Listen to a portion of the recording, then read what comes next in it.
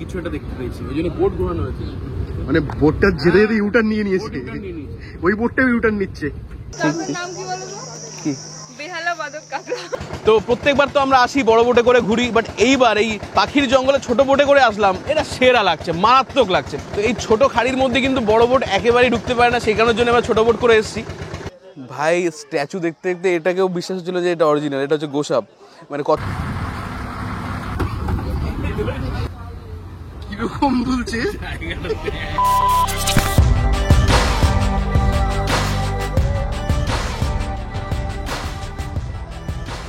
আজকে মেইন দিন, সেটা হচ্ছে সুন্দরবনের যা সাইট সিন আছে সবগুলো আজকেই করা আছে। 3টে স্পটে আমরা ঘুরবো। তো প্রথম যে স্পটে আমরা এখন দাঁড়িয়ে রয়েছে সেটা হচ্ছে সজনেখালি। এখানে একটা কুমিরের পুকুর আছে, একটা কচ্ছপের পুকুর আছে, একটা ওয়াচ টাওয়ার আছে। ঠিক আছে, তো চলো দেখা যাক।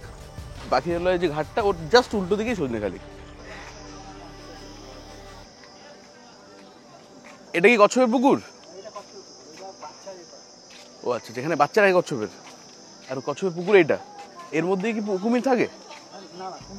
আর এখন অনেকখানি স্ট্রিক্ট করে দিয়েছে, মানে বোটের উপর প্লাস্টিকের বোতল কিচ্ছু তুলতে দিচ্ছে না, কারণ যেহেতু টুরিস্টের সংখ্যা বেড়ে গেছে, সেই জন্য প্লাস্টিকের বোতল স্ট্রিক্টলি মানে চেক করে করে বলছে বোটের উপর তোলাই যাবে না। এটা খুব একটা ভালো ব্যাপার।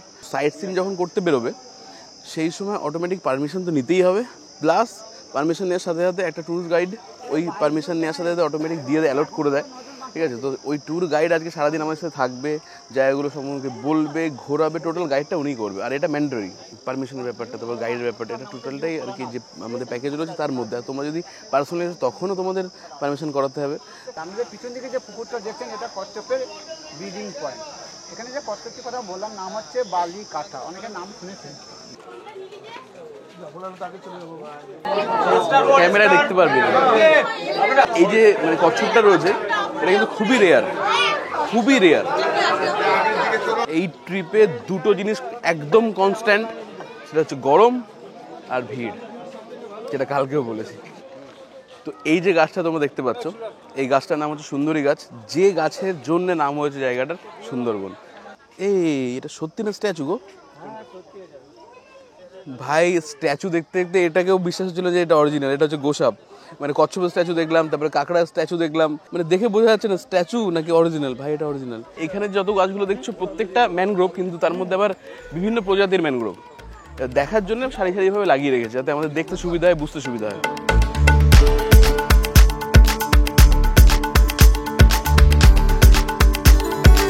তো আজকে আমাদের সাইট সিনের যে ফার্স্ট স্পট সেটা হচ্ছে সজনেখালি, সেটা আমাদের দেখা কমপ্লিট হয়ে গেল। তো আমরা কচ্ছপ দেখলাম, তারপরে কুমিরের যে পুকুর সেটা দেখলাম, ওয়াচ টাওয়ার দেখলাম, তারপর আমাদের মানে এন্ট্রি এক জায়গা দিয়ে হয়েছিল, এক্সিটের জায়গাটা আরেকটা ছিল। তো সেখানে বোটে উঠে এবার আমাদের ব্রেকফাস্ট দেবে, তারপরে আমরা যাবো নেক্সট স্পট, সেটা হচ্ছে সুদর্ণখালি।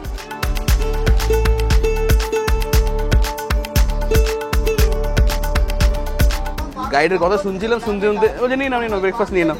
আর গাইড যা বলছে এই টোটাল কথাটা যদি আমাদের রেকর্ড করতে আধ ঘন্টা এখানেই লেগে যাবে। তো তোমরা আসতে পারে গাইডের কথাগুলো মন দিয়ে শুনবে, অনেক কিছু জানতে পারবে, অনেক কিছু বুঝতে পারবে। বলছে কি এখানে যে একটা লাইলনের নেট দেওয়া রয়েছে, তো ওটা হচ্ছে বাঘের সাইকোলজিক্যাল ব্যারিয়ার, যাতে ওইটা টোপকে যাতে না আসে। ওরা আরামসে ওরা ছেড়ে ছেড়ে চলে আসতে পারে, কিন্তু সাইকোলজিক্যাল ব্যারিয়ার যেহেতু, ওই জন্য ওটা দেওয়া রয়েছে। আর আমাদের বাঁ দিকে এখন রয়েছে জঙ্গল, আর ডান দিকে হচ্ছে লোকালয়। আর হাতে চলেছে সুন্দর নানপুরি আর চানা মশলা। ভাই খিদে পেয়েছে, হেভি খিদে পেয়েছে। আজকে তোমাদের আমরা কিচেনটা দেখাবো, ওরা দেখা মাস্ট। কিছু একটা দেখতে পেয়েছি, ওই জন্য বোট ঘোরানো হয়েছে। মানে বোটটা যেতে যেতে ইউটার্ন নিয়ে নিয়েছে, ওই বোটটাও ইউটার্ন নিচ্ছে। কোথায় কোথায়?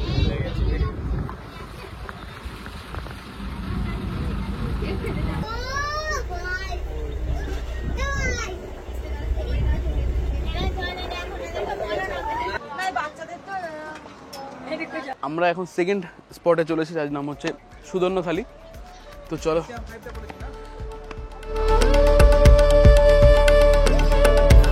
হচ্ছেন গ্রামের এক বিধবার একমাত্র পুত্র, রাখাল বালক, 8 বছর বয়স, নাম হচ্ছে দুঃখে। দুঃখে। আর ডান দিকে যে বাঘের মুখ দেখছেন না, এটা বাঘ নন, এটা বাঘ বনে দেখানো হয়েছে। কারণ এই সুন্দরবন যে জঙ্গল, একে বলা হয় 18 ভাটির জঙ্গল। এই ভাটি অঞ্চলে যে রাজা ছিলেন উনি হলেন দণ্ডবক্ষ মণিপুত্র দক্ষিণ রয়। এই দক্ষিণ হলে একদম প্রভাবশালী অত্যাচারী রাজা। উনি যখন তখন নিজের রূপটা পরিবর্তন করে উনি বাঘের রূপ ধারণ করতেন। আর এই বাঘের রূপ ধরে উনি কী করতেন, পদে বসে অন্যায় শুরু করতেন। এই অত্যাচারের হাত থেকে রক্ষা পাওয়ার জন্য এই মা বনবিবি আবির্ভাব হয়। এই বোটটা কতদিন ধরে রয়েছে? যেমন এটা হচ্ছে ফরেস্ট ডিপার্টমেন্টের ক্রুজ, এটা আজকে 18 থেকে 19 বছর এখানে ডকে তাই বলো, 5-7 বছর ধরে তো আমরাই 5-7 দেখছি। বছর না আমরাই দেখছি 5-7 বছর ধরে। আচ্ছা সুদর্ণখালিতে দেখার মতো কি আছে? না শুধু দেখার মতো কিছু নেই, জাস্ট একটা ম্যানগ্রোভ পার্ক আছে ডান সাইডে। আচ্ছা, আচ্ছা। কিছু তার নাম দেওয়া আছে, লোকাল নেম, সাইন্টিফিক নেম। এটা ওয়াস্টার তার দূরের জঙ্গলের ভিতরে কেমন সেটা দেখাচ্ছি। আমরা আগের বার এই সাইড দিয়ে গেছিলাম, হ্যাঁ এই এরিয়াটা ছিল না। এটা ছিলই না। এটা ছিল না না ছিল, কিন্তু এরকম করে আলাদা প্যাসেজ করা ছিল না। ছিল ভাই কাঁকড়াগুলো দেখ। যাক, সুন্দরবনে এসে এবার তাহলে ওয়াইল্ড কাঁকড়া দেখলাম। কাঁকড়া গাছ, হ্যাঁ ঠিক বলেছো। এটা ওর পাশে পড়ে থাকলে বোঝা যাবে না, ওর পাশে পড়ে থাকলে বোঝা যাবে না কোনটা কাঁকড়া কোনটা ফল। কাঁকড়ার মতন আমি তো দেখি নাম কি বলো তো? কি বেহালা বাদক কাঁকড়া। বেহালা বাদ তাই? বেহালা বাদক কাঁকড়া। মানে বেহালা ভাষায় এটা কাঁকড়া। একটা শিল্পী নাম দিয়েছিল, তাই না? বলো না এরকম নাম কি করে দেয়? এখানে নাম রাখা হচ্ছে একটা হাত দিয়ে সবসময় খাবার এরকম সংগ্রহ করছে। তো বেহালা বাজানোর মতন দেখতে লাগছে, ওই জন্য বেহালা বাদক কাঁকড়া। কাঁকড়া। আর একটা গাছ আছে পুরো গাছের থেকেই মানে গাছ হয়ে তারপরে নিচে পড়ছে ওই যে ওই গাছগুলো, তারপরে মানে ওখান থেকে আবার ওগুলো গাছ হচ্ছে, বকুল গাছের কাঁকড়া, থেকে। বকুল কাঁকড়া গাছ। এই জোয়ার আসলে পরে এখানেও জল হয়ে যায়। হ্যাঁ হ্যাঁ হ্যাঁ। আর এই যে জায়গাগুলো, এইখানে তোর এই জায়গাটাতে, ঠিক কথা বলবি না আড্ডা মারবি? না না ঠিক কথা, এইটা হচ্ছে সুইট ওয়াটার বলে। হ্যাঁ, এখানে মানে করে রাখা হ্যাঁ। যাতে সব প্রাণীরা এসে জল খেতে পারে, জল খেতে পারে। আমরা তো হরিণ দেখেও ছিলাম সেবার, আমরা তো এসে সেবার হরিণ দেখেও ছিলাম জল খাচ্ছিল, প্রচুর হরিণ ছিল এখানে।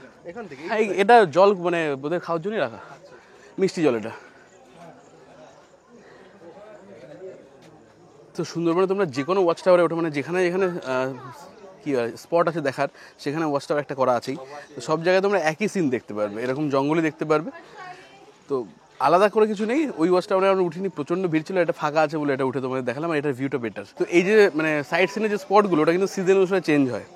ঠিক আছে, এবার আমরা এসে যেগুলো দেখছি, আগেরবার এসে দেখেছিলাম ঝড়খালি ছিল, ইনক্লুড ছিল, বাট এবার ঝড়খালি নেই। এবার আমরা দেখবো দোবাকি। এখন আছি আমরা সুদর্ণখালি, এরপরে যাচ্ছি দোবাকিতে।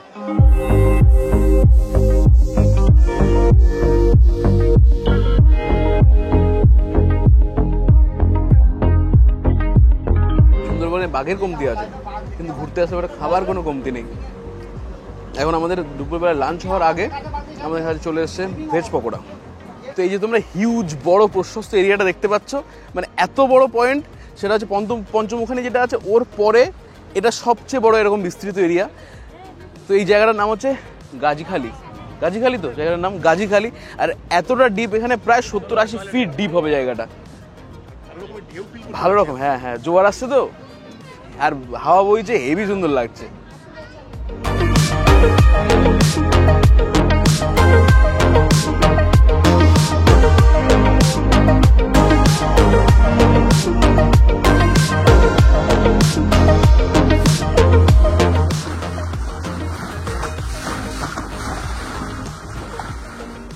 তো আমাদের আজকে সাইট সিনের লাস্ট পয়েন্ট সেটা হচ্ছে দোবাকি ক্যাম্পে আমরা পৌঁছে গেছি। সুদর্ণখালি থেকে প্রায় 2.5 ঘন্টা থেকে বেশি টাইম লেগে গেছে এখানে পৌঁছাতে।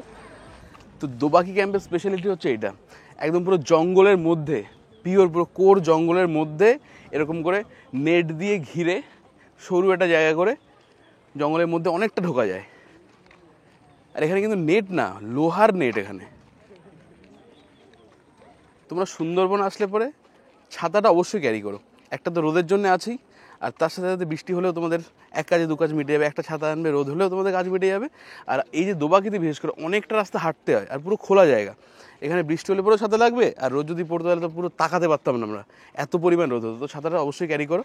ভাই আমরা জঙ্গলে কতটা ভেতরে ঢুকে এসেছি দেখ, এবার ছিল দেখ। হ্যাঁ তোরা জানা কতটা ভেতরে ঢুকে এসেছি। আর এই যে জায়গাগুলো তোমরা দেখতে পাচ্ছ, এখানে জোয়ার হলে যখন হয় তখন কিন্তু জল চলে আসে পুরোটাই।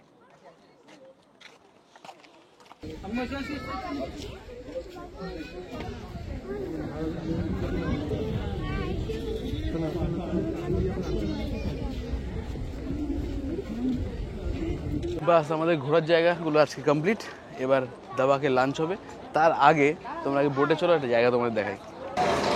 একটু আসলাম,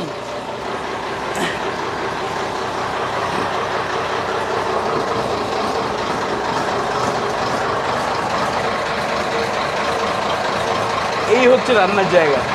ভাবতে পারছো এই আওয়াজ, এই গরম, এইটুকু ছোট জায়গা, তার মধ্যে কত রকমের পদ রান্না করে দিচ্ছে, আর তার এত সুন্দর খেতে হচ্ছে। দুপুরে আমাদের কি আছে গো মেনুতে? মালাইকারি, বাগদা চিংড়ির মালাইকারি, আর এখানে আছে দই ইলিশ। একটু ডিস্টার্ব করছি, বলছি আমরা তো আমাদের রিভিউ দিয়েই যাচ্ছি, বাট তোমাদের একটু রিভিউ দিয়ে দাও যে এতক্ষণ অবধি মানে কেমন লাগছে তোমাদের সুন্দরবন ট্রিপ? এতক্ষণ পর্যন্ত খুব সুন্দর ঘোরা হয়েছে, যতক্ষণ এসেছি মোটামুটি খারাপভাবে কাটেনি, ভালোই জীবজন্তু দেখা যাচ্ছে, ভালোই লেগেছে। বলো, তুমি একটু বলো, আর কি শুধু বাঘ দেখাটা বাকি রয়েছে, ওটা একটু দেখিয়ে দাও, তাহলে আমাদের ট্রিপটা কমপ্লিট হয়ে যায়। সোফার সুন্দরবনের ট্রিপ কেমন লাগে? খুব ভালো এবং খুব সুন্দর। সবাইকে বলবো ভ্রমণ সাথীর সঙ্গে ট্যুর করতে, এবং আপনাদেরও চ্যানেল খুব ভালো, ধন্যবাদ ধন্যবাদ। ঠিক আছে, এবং আপনাদের ব্যবহারও খুব ভালো, ভ্রমণ সাথীর ব্যবহারও খুব ভালো। Thank you thank you. বল কেমন লাগছে? হ্যাঁ অবশ্যই ভালো করে বল, দাঁড়া ক্যামেরা হচ্ছে। বল কেমন লাগছে? ভালো লাগছে, খুব ভালো লাগছে, খুব আনন্দ হচ্ছে। হ্যাঁ, তোমাদের ভিডিওটা আরো বেশি বেশি করে শেয়ার হোক, সবাই আসুক, আরো বেশি ভিউজ হোক, আমরা চাই। ধন্যবাদ ধন্যবাদ। কেমন লাগছে এখনো পর্যন্ত সুন্দরবন? আমার তো সুন্দর খুব ভালো, মানে এর আগের বারও আমি এসেছি সুন্দরবনে, এই ভুবন সাথী এতে তোমার সাথে সাথে আগে এসছো? ভুবন সাথী 9 মাস আগে এসেছি। খুব ভালো এদের মানে মানে পরিচালনা মানে খুব ভালো। আশা করছি এবার বাঘটা দেখার, ব্যাস ওটা হলে 16 গলা পূর্ণ হয়ে যায়। সব পূর্ণ হয়ে যাবে। এবং ট্রাভেলসকে বলবো, আরও সবাইকে বলবো যাতে এই ট্রাভেলসে আসে।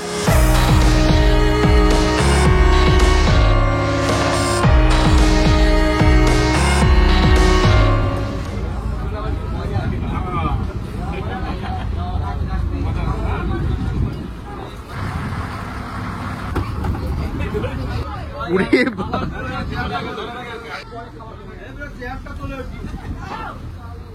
কিরকম বলছে। এই জায়গাটা হচ্ছে পঞ্চমুখানি। ঢেউ দেখলেই বুঝতে পারবে তোমরা, আমাদের বোট এখন পুরো মানে এরকম এরকম করে দুলছে। আর এই দিকে যদি তোমরা সোজা চলে যাও তাহলে একদম দীঘা পৌঁছে যাবে। 5 ঘন্টা লাগবে এখান থেকে সোজা দীঘা যেতে।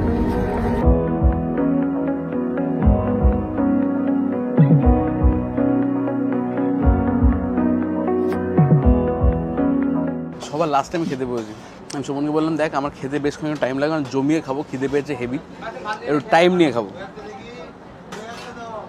তো যা যা পদ ছিল প্রত্যেকটা আমি একবারে খাবার মানে থালায় নিয়ে নিয়েছি গুছিয়ে। ডাল রয়েছে, পোস্ত দিয়ে আলু ভাজা রয়েছে, আর ইলিশ মাছের মাথা দিয়ে কচু শাক রয়েছে, বাগদা চিংড়ির মালাইকারি, আর এখানে দই ইলিশ। ডালটা হেভি রান্না করছে, আর ডাল দাও না, ডালটা দারুণ রান্না করছে। অল্প দিও, হ্যাঁ। যখন থেকে বোটে উঠেছি, বোটের মাথায় কচু শাক রাখা ছিল, তখন থেকে আমি বলছি কচু হবে তো, হ্যাঁ মাছের মাথা দিয়ে কচু হবে। তো এখন থেকে খাচ্ছি, সুন্দর লাগছে। যা ভাত দিয়েছিল আমি ডাল আর কচু শাক দিয়ে খেয়ে দিয়েছি। দই ইলিশ তো, হ্যাঁ, আর অল্পটা দাও, অল্প অল্প। Thank you thank you.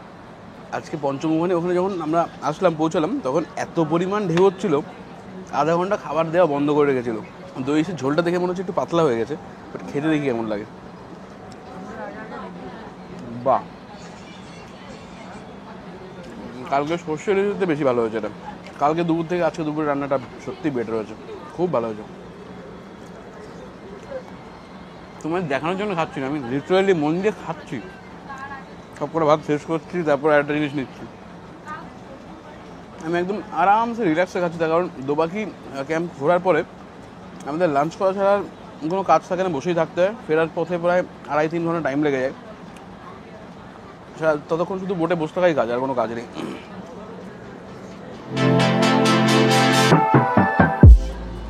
চিংড়ি মাছের যে টেস্ট, এই খোলস ছাড়ানোর সময় বিরক্তি লাগে, তারপর খেয়ে শান্তি লাগে।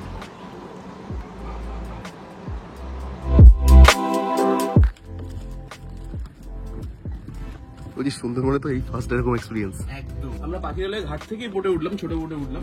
দেখা যাক এবার আমরা যাচ্ছি হচ্ছে পাখির জঙ্গলে, যেখানে বড় বোট যেতে পারে না, এই জন্য আমরা ছোট বোটে করে যাচ্ছি। ওই বোটগুলোতে যেতে হবে। তো এই হচ্ছে পাখিরালয় ঘাট। এখান থেকে এতদিনে লঞ্চে উঠেছি, আর আজকে প্রথম এইরকম ছোট বোটে উঠলাম। আর মাছের যে বোটগুলো হয়, মানে মাছের বোট বলতে যারা আর কি মাছ ধরতে যায়, তাদের বোটগুলো আরো ছোট, যাতে আরো ছোট খাড়ির মধ্যে দিয়ে যেতে পারে, ওই জন্য বোটগুলো আরো ছোট হয়। বাঘের ঘরে ঢুকে দিও না তাই বলে আবার।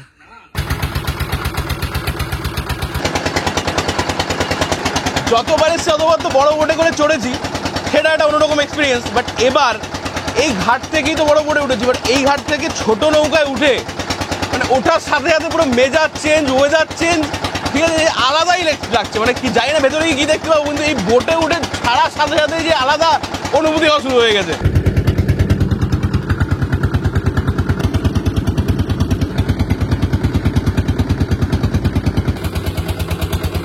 দাদা মাছ পেয়েছো? সবে নামলে? কি লাইফ ভাই, কি অদ্ভুত লাইফ। আমরা তো বাড়িতে বসে মাছ খাই কিছু বুঝতে পারি না, বাট এদের কত কষ্ট করে মাছ ধরতে হয়, তারপরে কি বাজারে বেচে। আজকে বৃষ্টি যে পরিমাণ হচ্ছে এখন, মানে পুরো ইলশেগুড়ি বৃষ্টি, মানে ঝিরঝির করে বৃষ্টি হচ্ছে, ঠিক গরম করে বৃষ্টি হয়ে যাচ্ছে, পুরো মেঘলা আকাশ, আর আমরা নদীর মাঝখান দিয়ে যাচ্ছি, নদীর সাইড দিয়ে যাচ্ছি, হেভি লাগছে, দারুণ লাগছে।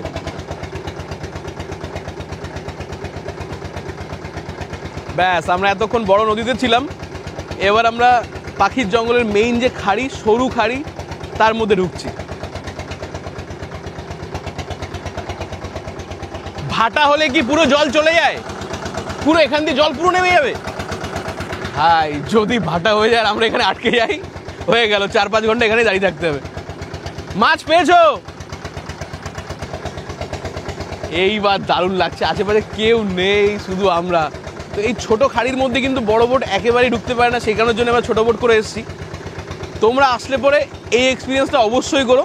এটা অবশ্য প্যাকেজের মধ্যে নেই, তবে মানে খরচ বেশি এটা নয়। 2 ঘন্টার জন্য, 1 ঘন্টা যাবে 1 ঘন্টা আসবে, তার জন্য পড়বে মাত্র 700 টাকা, মাথা পিছু নয়, পুরো বোটে।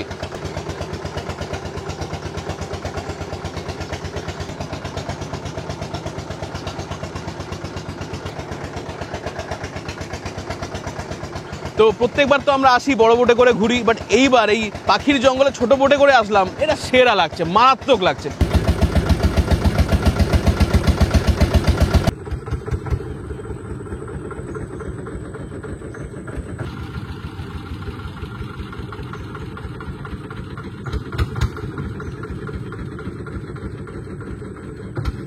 এখানে প্রচুর মানে অন্যরকম নানান ধরনের পাখি পাওয়া যায়।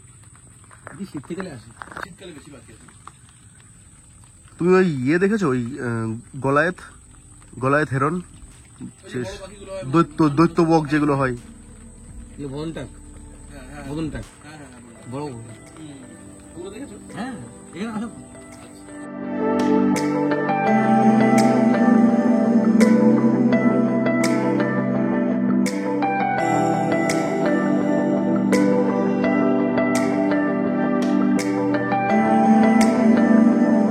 এবারের মতো সুন্দরবনের ট্রিপ আমরা এখানটা এন্ড করছি।